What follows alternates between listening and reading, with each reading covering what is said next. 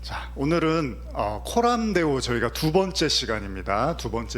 베드로 환상에 대한 말씀을 여러분과 나누려고 합니다. 사도행전 우리 10장 9절에서 16절까지의 말씀을 우리 천천히 한번 같이 읽어보겠습니다. 사도행전 10장 9절에서 16절입니다. 시작. 이튿날 그들이 길을 가다가 그 성에 가까이 갔을 그때 베드로가 기도하려고 지붕에 올라가시니 그 시각은 제6시더라.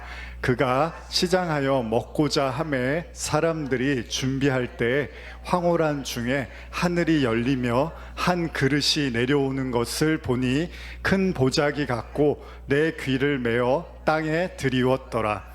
그 안에는 땅에 있는 각종 네 발 가진 짐승과 기는 것과 공중에 나는 것들이 있더라. 또 소리가 있으되 베드로야 일어나 잡아 먹어라 하거늘 베드로가 이르되 주여 그럴 수 없나이다. 속되고 깨끗하지 아니한 것을 내가 결코 먹지 아니하였나이다 한데 또 두 번째 소리가 있으되 하나님께서 깨끗하게 하신 것을 내가 속되다 하지 말라 하더라. 이런 일이 세 번 있은 후 그 그릇이 곧 하늘로 올려져 가니라. 아멘. 사도행전 10장의 말씀 여러분과 나누려고 합니다. 우리 지난 시간부터 8월 여름 이제 썸머 특별 시리즈 설교로 해서 코람데오라는 주제로 말씀을 나누고 있는데, 오늘 지난주에는 네 발의 신을 벗으라 라는 이제 모세에 대한 말씀이었죠. 오늘은 두 번째로 베드로의 환상을 여러분과 나누려고 합니다. 이 환상의 내용은 사실 아시는 분들은 잘 아실 겁니다. 이게 무슨 내용이냐면 예수님의 제자들을 비롯해서 당시에 많은 기독교인들, 크리스찬들이 예수님이 이제 승천하시고 올라가셨는데, 그럼에도 불구하고 이 사람들이 생각이 깨지지 않았던 게 있었는데, 그게 뭐냐면 이방인들에 대해서 복음을 전하는 것에 대해서 마음을 열지를 못하고 있었습니다. 참 희한하죠. 예수님이 땅끝까지 복음을 전하라고 하시고 승천을 하셨는데, 제자들을 비롯해서 많은 성도들이 복음을 그냥 유대인들에게만 전하는 걸로 생각을 하고 있었다는 거예요. 거기에 대해서 예수님께서, 하나님께서 이제 이 생각을 깨기 위해서 환상을 주신 건데, 그 환상의 이제 내용을 이제 여러분과 좀 나누려고 합니다. 베드로가 정오에 배고픔을 가지고 기도를 하고 있었다고 합니다.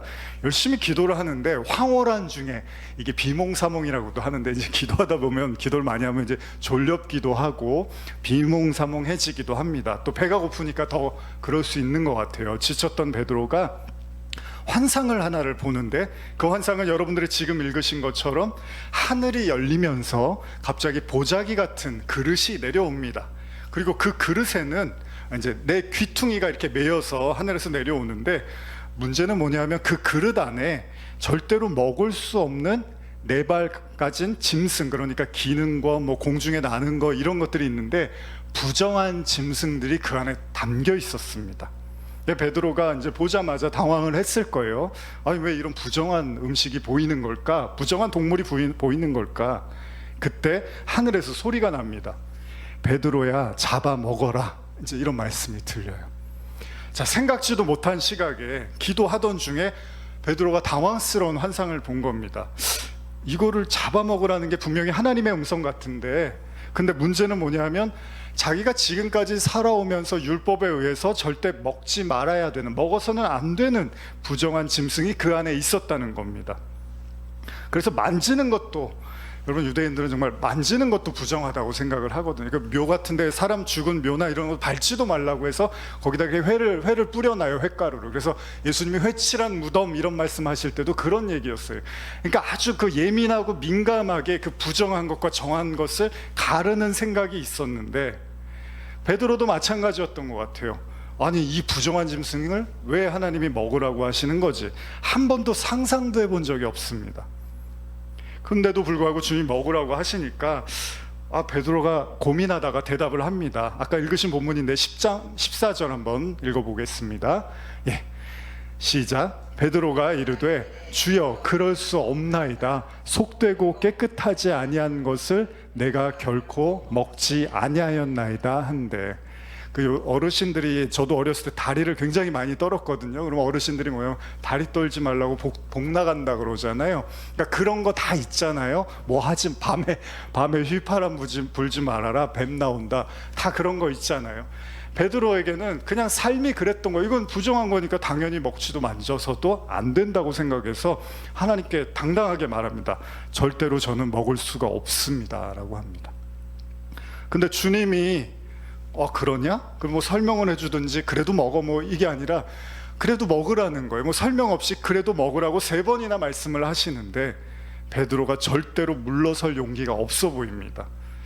우리말로요, 주님이 아니라 주님 할아버지가 나타나셔도 베드로는 들을 마음이 없는 거예요. 여기서 이제 한번 생각을 해보는 거예요. 베드로가 어떤 사람입니까? 예수님의 수제자였습니다. 예수님을 가장 사랑하고 예수님에서 모든 걸 할 수 있는 그런 사람이었습니다. 물론 부인하고 배신했지만 결국 예수님이 승천하시고 부활 승천하신 모든 걸 보고서 정말로 이제 베드로는 정말 거침없는 신앙인이 됐습니다. 심지어는요, 오순절 성령까지 받았습니다.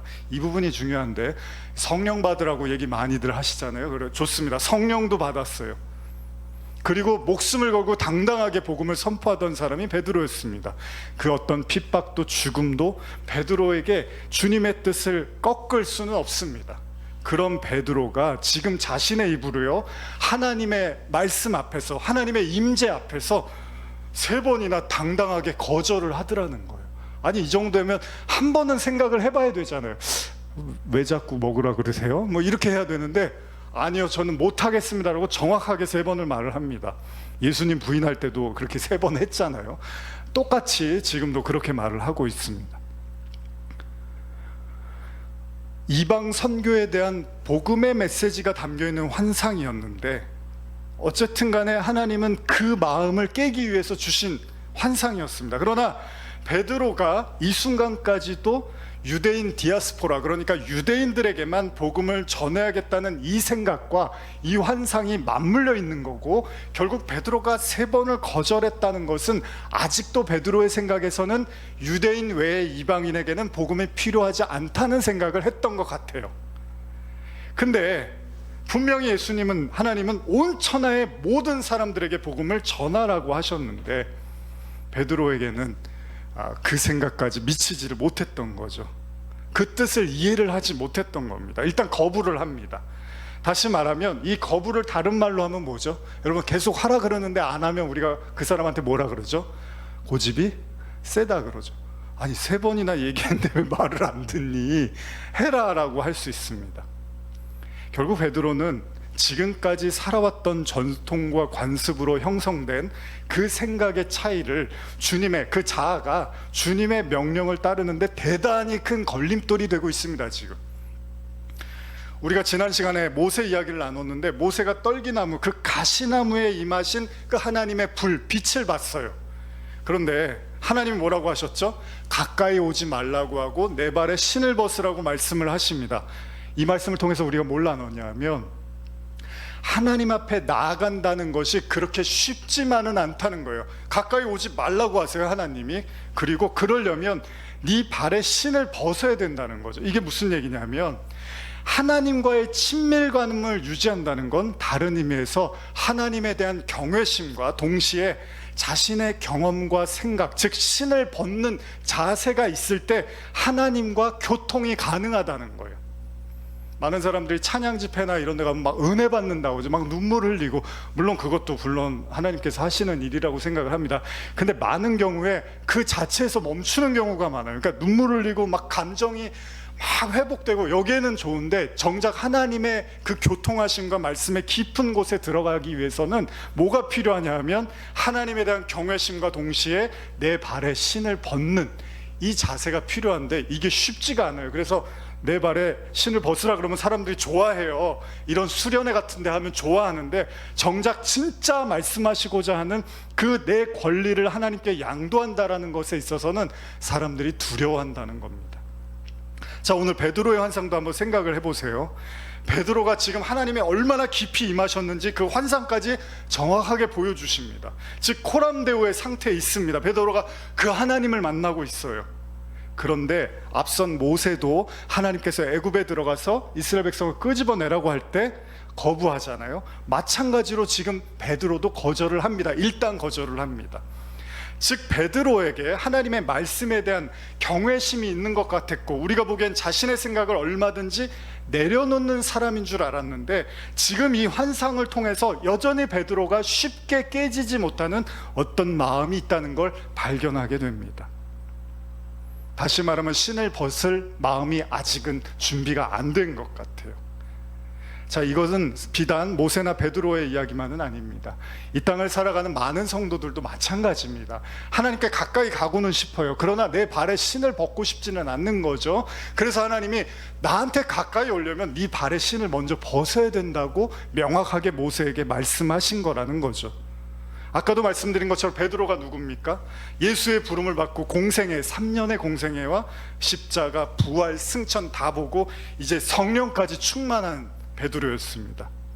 그리고 지금 쓰여지는 사도행전에 거의 주요 인물로 등장을 하고 있습니다. 그런데도 거절을 하더라는 거예요. 자, 이 본문이 우리에게 시사하는 또 다른 바는 어쩌면 이런 걸 수도 있어요. 아무리 사도 베드로라 할지라도, 그러니까 예수님과 동행하고 그렇게 가까워 보이는 베드로, 성령도 받고, 그런데도 여전히 자라지 못하고 깨지지 못하고 변하지 못하는 부분이 있을 수도 있다. 여기서 우리가 위안을 삼는 거죠. 아, 그렇구나. 베드로도 그랬구나. 뭐 아브라함 설교 제가 자주 하지만, 아브라함이 믿음이 정말 있습니까? 99세까지 아브라함은 하나님의 말씀을 비웃고 이스마엘이나 축복해달라고 하던 사람이 아브라함입니다. 믿음이요? 옛날에 어떤 목사님은 믿음 없어요. 그러죠. 믿음 없어요. 근데 지금 베드로도 보니까 와, 이렇게까지 완강한 거예요. 그런 의미에서 스스로 신앙적으로 나름 깊다라고 생각하는, 또 저도 사역자지만 많은 사람들이 그런 생각할 수 있잖아요. 아, 내 정도 신앙이면 이제 어느 반열에 올랐어. 나는 사실 이제 더 가르침을 받을 필요가 없어. 이미 나는 풍부한 신앙적 경험을 했고 성령까지 받았어. 나는 눈을 떴다니까, 영적으로. 이런 생각을 할 수 있는 많은 사람들이 있습니다. 근데 만약에 여러분들이 베드로보다 더 나은 사람이 아니라면 오늘 우리 본문은 쉽게 우리가 지나칠 부분이 아니라는 거죠. 다른 말로 하면 우리도 뭔가 쉽게 깨지거나 바뀌지 않는 그 무언가가 우리를 사로잡고 있을 수도 있다는 겁니다. 여러분들 어떠십니까? 오랫동안 그리고 아주 강렬하게 고집하면서 살고 있는 영역이 있을 수 있다고 생각 드십니까? 다른 거는 내가 다 양보하는데 이거는 내가 양보를 못하겠어 라고 생각되어지는, 베드로처럼 하나님도 쉽게 깰 수 없는 어떤 영역이 베드로 안에 있더라는 거예요. 베드로가 이렇게 완강하게까지 거절하면서 던지는 말이, 아까 읽은 본문 한 번 더 읽어볼까요? 14절 시작. 베드로가 이르되 주여 그럴 수 없나이다. 속되고 깨끗하지 아니한 것을 내가 결코 먹지 하였나이다 한데. 자, 베드로의 이유를 한번 살펴보려고 합니다. 베드로는 부정한 짐승을 먹으라는 주님의 말씀을 거절하면서 거창한 얘기를 합니다. 뭐라고 하냐면, 내가 지금까지 살면서 속되고 깨끗하지 않은 걸 먹어본 적이 없습니다. 이런 말을 해요. 우리 그런 말 자주 하시는 사람들 있죠. 내가 이날 이때껏 살면서 내가 거짓말이라는 걸 해본 적이 없어. 제일 큰 거짓말이죠, 그게. 또 뭐 있죠? 내가 지금까지 살면서 말이야, 내가 남한테 진짜 아쉬운 소리 한 번 한 적 없어. 뭐 이런 사람들 있잖아요. 내가 난 그런 거 안 받고 살았어. 막 이런 사람들 있잖아요. 저는 그런 말 한 사람을 신뢰하지 않습니다. 그 사람들은 철저하게 자기를 믿는 사람이잖아요. 베드로도 그런 거예요. 주님, 저는 지금까지 한 번도 부정한 걸 만져본 적이 없어요. 저는 부단히 말씀과 율법을 지키며 산 사람이다라고 누구한테요? 하나님 앞에서 지금 이야기를 하고 있습니다. 나는 거의 율법으로는 완벽하다는 거예요. 이걸 지금 하나님 앞에서 베드로가 말을 하고 있습니다. 물론 제가 베드로가 아니었기 때문에 그 마음을 다 알 수는 없지만, 지금 이 순간 베드로는 주님 앞에서 자신의 경험과 습관을 중요시하면서 율법으로 흠이 없는 사람이라는 걸 자부하고 있습니다. 무슨 말이냐면, 그가 예수님의 제자로 지금은 사도로서 복음을 믿고 목숨을 걸고 전하고 있지만 그 내면의 자존감은요, 베드로 내면의 자존감은, 그 자부심, 신앙적 자부심은 단순히 내가 죽을 수밖에 없는 예수님을 믿어서 내가 구원받았어요가 아니라, 전적으로 나의 구원은 오로지 예수의 공로 때문입니다가 아니라, 그 십자가 때문에 내가 구원받았어요가 아니라, 그래도 내가 여기까지 온 건, 그래도 내가 이 전통적 율법을 잘 지키는 사람이었기 때문이라는 자부심이 있었을 수도 있다는 겁니다. 물론 어떤 사람은 그렇게 중요하게 생각하지 않을 수도 있습니다. 아, 그 뭐 안 먹겠다는데 뭐 그게 대단한 얘기인가?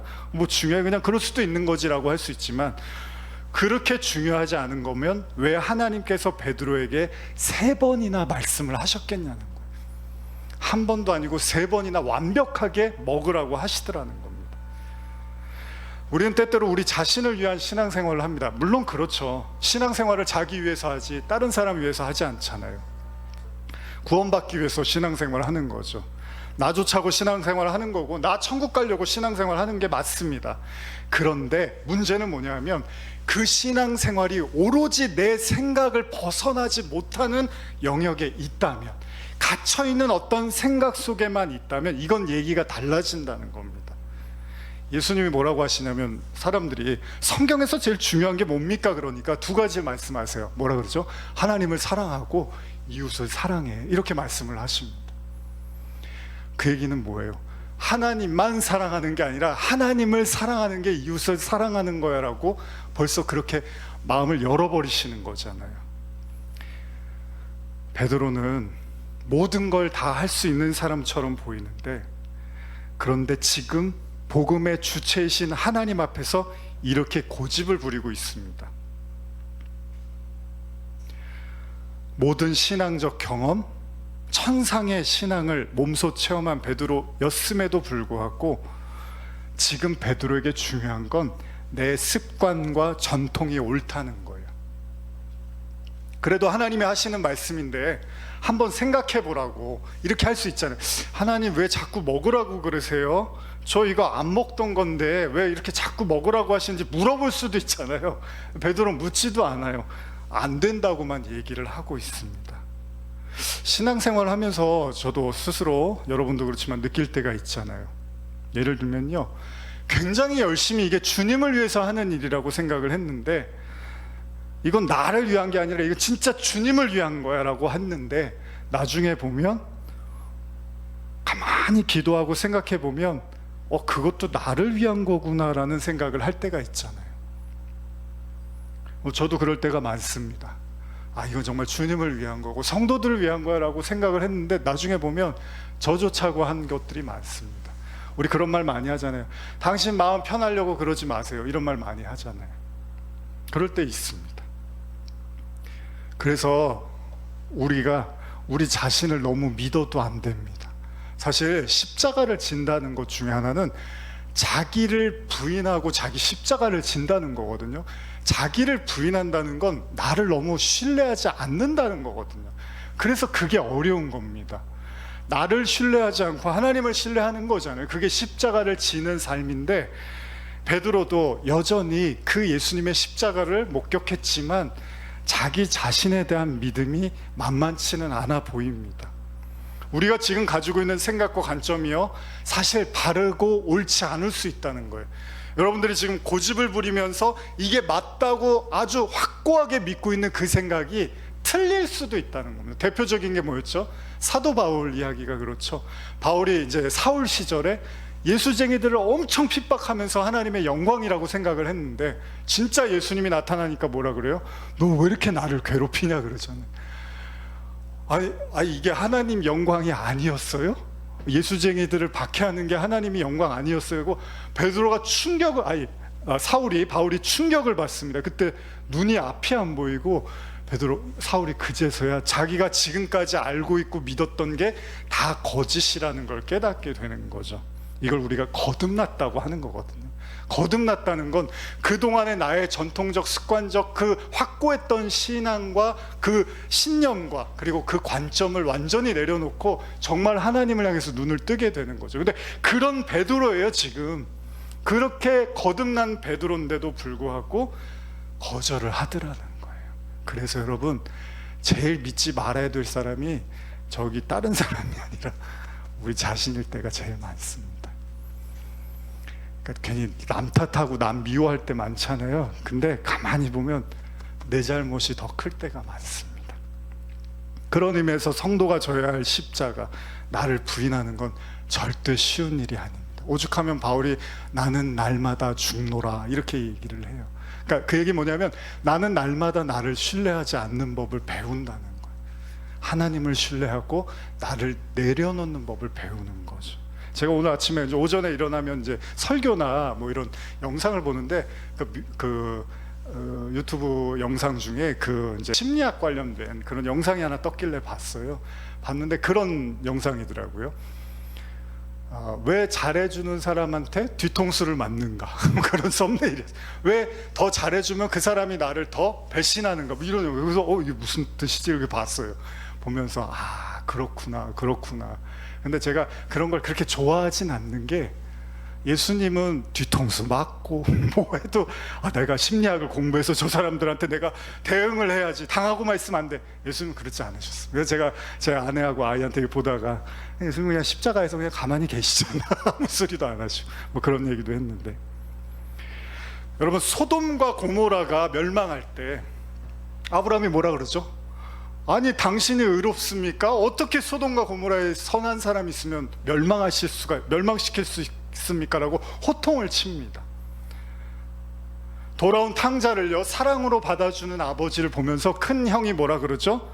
너무 화가 납니다. 심지어는 집에 안 들어가겠다고까지 해요. 아버지를 협박해요. 이스라엘을 박해했던 니느웨이를 하나님이 용서하시겠다고, 구원하시겠다고 요나를 보내시려고 하니까 요나가 너무 짜증이 나갖고 나중에 진짜로 하나님이 용서하고 구원하시겠다고 하니까 화를 냅니다. 하나님 분풀이를 합니다. 어쩌면 우리 자아가 그렇게 쉽게 부인되어지는 건 아닌 것 같아요. 사실 지금 요나 얘기 잠깐 나눴지만, 요나가 하나님의 말씀을 거절하고 니느웨이가 아닌 다시스로 도망을 갑니다. 왜 그렇죠? 자신의 민족 이스라엘을 너무 괴롭혔던 아시리아의 수도 니느웨이였어요. 거기 가서 복음을 전하고 용서의, 회개의 복음을 외치라는 거예요. 도저히 요나가 받아들일 수가 없었습니다. 근데 하나님께서 또 어떻게든 꾸역꾸역 요나를 보내십니다. 그리고 나서 복음을 전했더니 정말로 니느웨이 사람들이 회개하고 돌아오기 시작을 합니다. 진짜로 용서가 일어나고 구원의 역사가 일어납니다. 그때 요나가 하나님께 이렇게 말을 합니다. 제가 현대어 성경을 읽어드릴게요. 요나서 4장 2절 3절입니다. 요나가 뭐라고 하는지. 그는 주께 불평하는 소리를 질렀다. 아이고 주님, 제가 고향에 있을 때 이렇게 될 거라고 말씀드리지 않았습니까? 그래서 제가 다시스로 도망치려고 했던 것입니다. 주님은 은혜롭고 자비로운 하나님이시여 노를 더디하시고 불쌍히 여기시는 마음이 많으셔서 그 악한 백성을 멸망시키려고 세웠던 계획을 쉽게 취소하시리라는 것을 제가 알고 있었기 때문입니다. 그러나 이제 주님, 제발 저를 죽여주십시오. 제가 그들에게 전해준 일들이 전혀 이루어지지 않을 바에야 사는 것보다 차라리 죽는 것이 좋기 때문입니다. 니느웨이 백성이 회개하고 하나님이 용서해 주니까 요나가 화가 머리 끝까지 치밀어서, 거 보세요, 용서하실 줄 알았어요. 이럴 거면 저 데려가세요. 이게 요나예요. 그리고 4장이 그렇게 끝나요. 그냥 교훈이 뭐예요? 교훈이 화가 납니다. 맨날 화가 나 있는 거예요. 요나는 사역하면서. 누가복음의 탕자의 비유도 그렇고, 아버지 재산을 가지고 모두 탕진하고 처참한 모습으로 돌아온 탕자를 아버지는 버선발로 나가서 안아줍니다. 심지어 소를 잡고 잔치를 벌입니다. 형은 화가 납니다. 자신의 동생이 죽지 않고 살아온 것만으로도 그래도 기뻐야 되잖아요, 형인데. 근데 화가 납니다. 더 나아가서 이런 동생을 나무라지 않고 혼내는 아버지가 미워지기 시작합니다. 화가 난 큰아들을 달래는 아버지는 이렇게 말합니다. 현대어 성경으로 제가 누가복음 15장 28절에 30절 읽어드릴게요. 큰아들은 화가 나서 집에 들어가려고 하지 않았다. 아버지가 나와서 그를 달랬으니 그는 아버지께 투덜거렸다. 저는 열애를 두고 아버지를 위해 열심히 일하였습니다. 아버지께서 제게 말씀하신 것 중에 어느 하나 거역한 일이 없지 않습니까? 그런데도 지금까지 제게는 친구들과 함께 잔치를 벌이라고 염소 한 마리를 준 적이 없습니다. 그런데 장녀들에게 아버지의 돈을 다 써버린 아들이 오니까 살찐 송아지를 잡아 잔치를 벌이시는군요. 큰아들을 달래려는 아버지에게 큰아들은 생각지도 못한 말을 합니다. 왜 나는 아버지 곁에서 열심히 일했는데 아무것도 안 해주세요, 이거예요. 그리고 얘는 아무것도 한 것도 없고 개차반처럼 살다 왔는데 왜 이렇게 잘해주세요, 짜증이 나요 아버지, 이거잖아요. 바로 이 지점에서 우리는 구원의 본질을 생각해야 됩니다.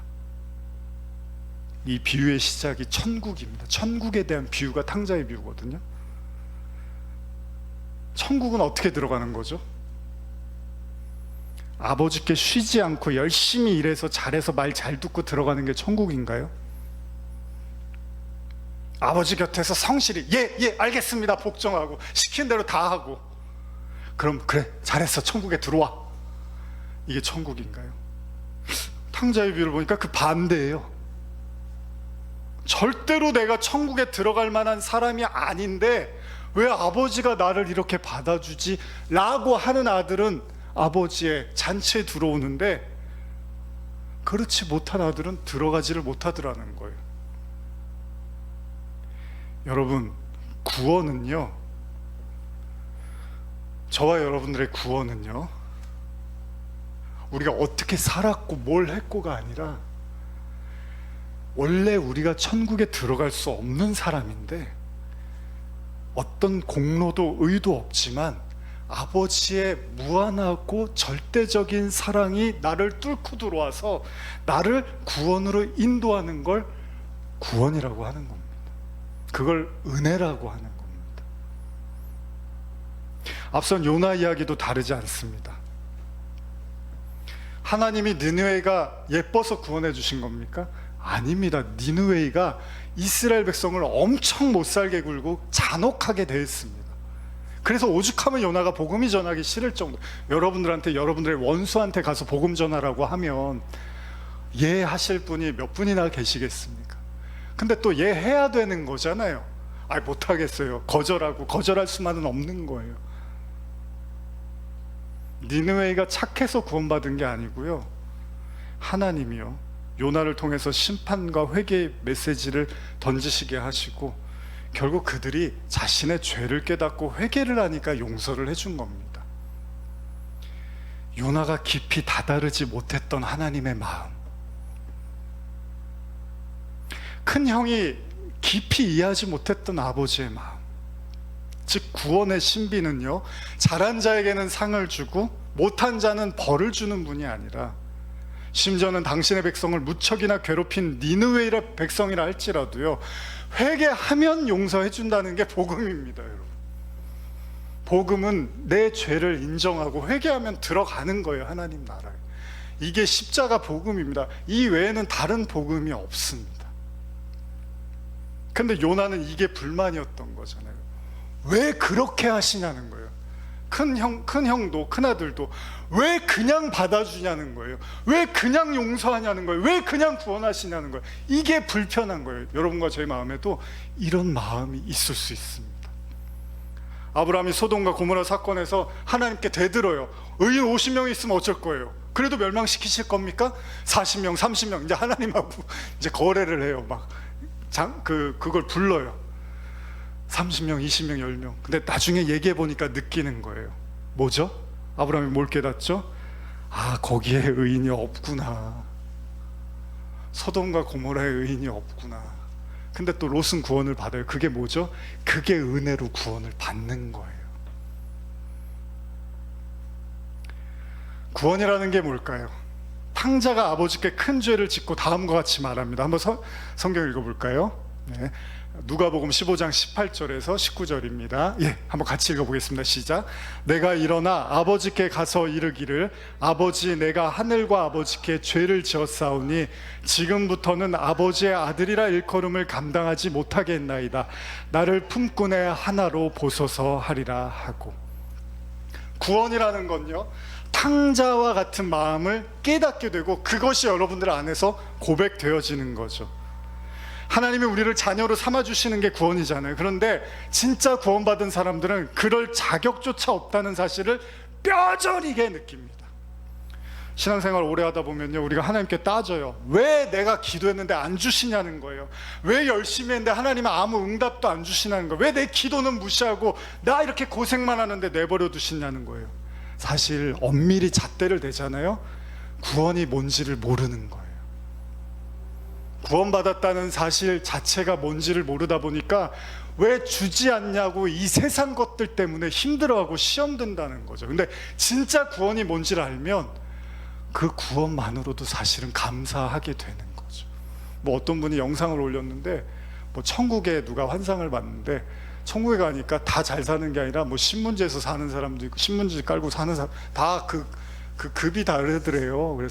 그래서 여기서 잘해야 된다고, 천국에서 잘 살려면 뭐 그런 영상이 올라온 거예요. 제가 보면서 그래? 그런가? 이제 그런데 댓글을 딱 보니까 그래도 댓글을 보니까 대부분 사람들이 천국 간 게 어디야? 그러는 거죠. 간 게 어디예요? 뭐 신문지면 어때요? 얼어 죽나요? 천국에서? 아니잖아요. 진짜 구원이 뭔지를 알면 우리가 그렇게 하나님한테 그렇게 막 할 수가 없죠. 뭐 저도 그렇다고 하나님하고 안 싸우는 건 아니지만 많이 싸우지만,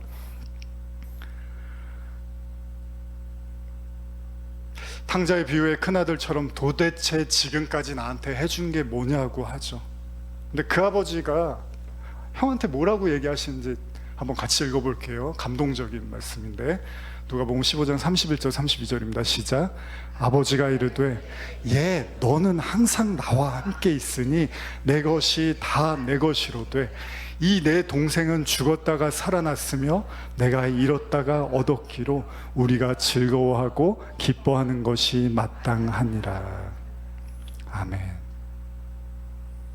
코람데오가 무슨 뜻이죠? 하나님 앞에. 큰아들에게 말하는 거예요. 너는 나랑 같이 있었잖아. 그럼 된 거 아니야? 그리고 이것도 다 너한테 줄 건데 그게 별로였니? 너의 목적은 내 재산이었던 거야? 큰아들이 아버지하고 함께 있으면서 잊고 있는 게 있었습니다. 그런데 아버지는 잊고 있지 않았습니다. 현대로 한 번 더 31절 읽어드릴게요. 아버지가 말하였다. 사랑하는 아들아, 너는 늘 나와 함께 있었고 내가 가진 모든 것이 네 것이 아니냐. 따라해볼까요? 사랑하는 아들아, 너는 늘 나와 함께 있었고 내가 가진 것이 모두 내 것이 아니더냐. 신앙의 목적이 무엇이죠? 그렇습니다. 하나님의 임재. 저는 이 말이 제일 좋습니다. 더 가까이, 더 가까이. 코람데오. 본문으로 돌아와서 다시 한번 생각해 보고 싶습니다. 왜 베드로는 부정한 짐승을 먹으라는 하나님의 말씀을 3번이나 거절했을까요? 그 원인을 그 대답에서 찾아보고 싶습니다. 요 다음 넘겨주시면, 한 번 더 읽어보겠습니다. 시작. 베드로가 이르되 주여 그럴 수 없나이다. 속되고 깨끗한 것을 내가 결코 먹지 아니하였나이다. 한데 이제 좀 마무리하면서 정리를 하려고 합니다. 주석을 보니까 이 베드로의 표현에 이렇게 나와 있습니다. 당시 유대인들이 갖고 있던 대표적인 생각을 베드로가 나타낸 것이다. 즉 그의 대답은 생활과 종교 영역에서 뿐만 아니라 먹는 음식에까지 거룩한 것과 속된 것을 구분하는 유대인들의 이분법적 사고를 분명하게 해준다. 한편 베드로는 결코 아니다라는 강한 부정어를 사용하며 전면적으로 주님의 명령을 거부하고 있다. 이 같은 부정적인 대답은 주님의 명령을 거부하려는 의도가 아니라 자신의 생활이 얼마만큼 철저한 율법적 생활인지를 강조하는 것이다. 이 같은 베드로의 대답은 모든 유대인들의 대답으로 상징될 수 있다. 예수님의 십자가 부활 사건에 베드로는 예수님을 3번이나 부인했던 사람입니다. 그리고 참회합니다. 영혼의 뿌리까지 변했다고, 이제는 성령을 받고 내 영혼의 뿌리까지 변했다고 자부할 만큼의 그 순간 하나님이 환상을 보여주자 베드로의 마음 뼛속 깊은 곳에 여전히 율법적 사고가 깨어지지 않고 있음을 보게 됩니다. 어쩌면 저는 생각합니다. 베드로도 자신이 절대로 구원받을 수밖에 없는 죄인이 아니라 오로지 내가 십자가로 구원받았다라고 생각을 하기는 하지만 마음 깊은 곳에는 여전히 율법적 흠결이 없는 나로 내 의로움으로 구원을 의지하고 인식하고 있는 건 아닐까. 한 번도 아니고 두 번도 아니고 세 번 거절했다는 건 세상 무너져도 내 말이 맞습니다, 내 생각이 옳습니다라는 베드로의 마음을 보여주고 있습니다. 자, 이제 베드로가 이 생각을 내려놓을 때가 됐습니다. 아니, 이 생각을 내려놓지 못하면 이방인들에게 복음이 흘러가지가 않습니다. 그래서 저와 여러분들이 생각을 내려놓는 건 나에게도 중요하지만 누군가에게도 중요합니다. 제가 지난 수요 기도에 인도하면서 반드시 여러분들이 살면서 여러분들 통해서 구원하셔야 될 사람은 하나님이 만나게 하신다고 했습니다. 여러분들 인생에서 그 사람들은 나타날 겁니다. 근데 그들에게 여러분들이 손을 내밀고 말씀을 전하시려면 먼저 이 생각이 내려놔져야 합니다. 혹시 우리도 구원을 잘못 이해하고 있는 건 아닐까요? 그래도 내가 착해서 선택하신 거야, 그래도 내가 성실하잖아, 그래도 내가 율법 잘 지키잖아요. 구원은 그렇지 않습니다. 구원은요, 탕자의 비유처럼 어떤 자격도 없다는 걸 깨닫는 자에게만 임하는 겁니다. 그때 그에게 잔치가 열리고 천국문이 열리는 겁니다. 어쩌면 베드로의 환상은요, 절반에 머물러 있던 그의 신앙에 이제 하나님의 온전한 구원을 가리키기 위한 아주 놀라운 코람데오였습니다. 고집을 꺾는 유일한 길, 우리가 할 수는 없습니다. 옆에서 아무리 잔소리해도 안 됩니다. 하나님이 임하시면 우리의 마음이 열리고 우리의 고집도 내려놓게 되는 거죠. 이 뜨거운 여름, 여러분들이 반드시 깨달으셨으면 좋겠습니다. 구원은 오로지 100% 그리스도의 공로로만 가능합니다. 그것이 오늘 하나님의 임재의 교훈입니다. 기도하시겠습니다. 하나님, 감사합니다. 베드로도 이렇게 하나님 앞에 단단한 마음이 있었습니다. 하물며 우리는 어떨까요? 혹시 우리가 녹아내리지 못하고 단단하고 얼어붙은 마음이 있습니까? 우리 힘으로는 안 됩니다. 사람의 힘으로도 안 됩니다. 그러나 이 마음이 녹아져야만, 깨져야만 진정한 신앙과 이웃사랑의 기쁨을 누릴 수 있다면 오늘 우리에게 그 은혜를 허락하여 주시옵소서. 감사드리며 예수님의 이름으로 기도합니다. 아멘. 우리 함께 오직 주의 은혜로라는 찬양 부르시고 이제 기도하며 축도를 마치겠습니다. 잘 모르시는 분들은 가사 보시면서 천천히 또 따라하셨으면 좋겠습니다.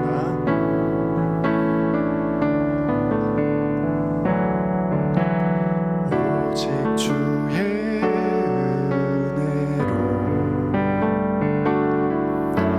지금 여기 서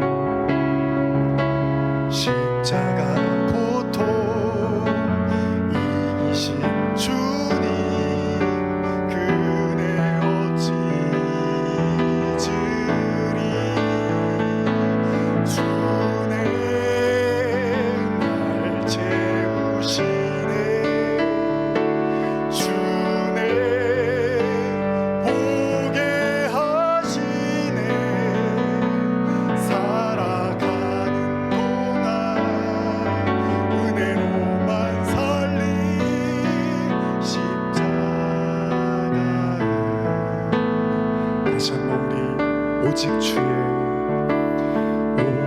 주의 은혜로 지금 여기 서 있네. 한없는 경배 한없는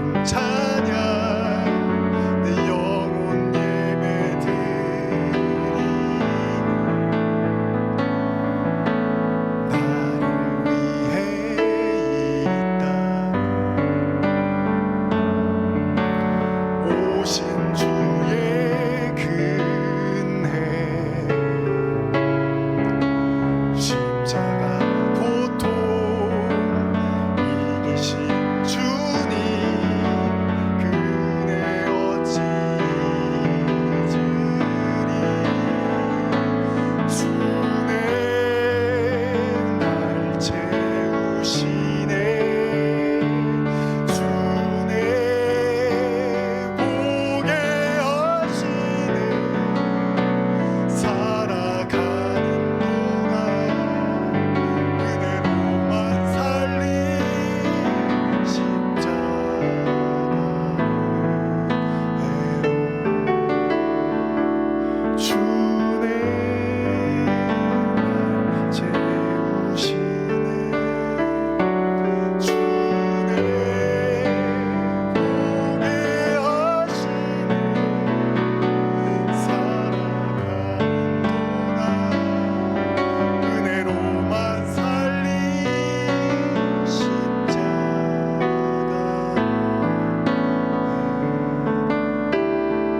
마지막으로 반주에 맞춰서 성령이 이끄시는 대로 혹시 나도 모르고 있는 내 마음에 돌덩이 같은 마음이 있습니까? 나도 모르는 강렬한 고집이 있습니까? 나도 모르는 무거움이 있습니까? 주님 녹여주시고 깨트려주시고 하나님께 더 가까이 사람들에게 더 가까이 나갈 수 있도록 은혜 주시옵소서. 기도하시겠습니다. 나를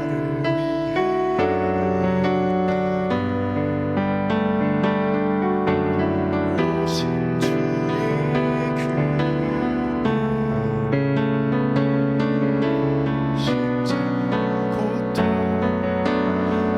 이기신 주님 그네 어찌 잊으리 주네 날 채우시네 주네 보게 하시네 살아가는 동안 은혜로만 살리 십자가로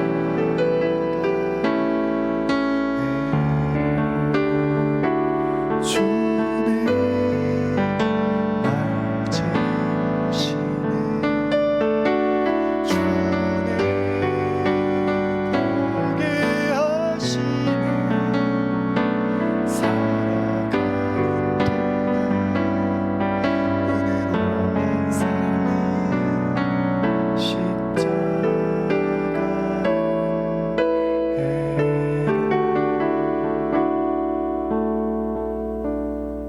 하나님 감사합니다. 감사합니다. 사랑합니다. 찬양합니다. 늘 우리를 새롭게 하시고 변화시켜 주시고 값없이 주신 은혜 값없이 나누게 하여 주시옵소서. 지금은 우리 주 예수 그리스도의 은혜와 하나님 아버지의 사랑과 성령의 교통하심이 내 습관과 정통과 지식이 아니라 하나님의 사랑으로 하나님의 뜻으로 하나님의 성령으로 살기를 원합니다. 고람데오. 하나님 앞에 고개 숙인 모든 성도들 머리 위에 특별히 또 프랑스에서 귀한 사역으로 정말 마음과 뜻을 다해서 열정적으로 사역하시는 우리 사모님 머리 위에 지금부터 영원히 함께 있을지어다.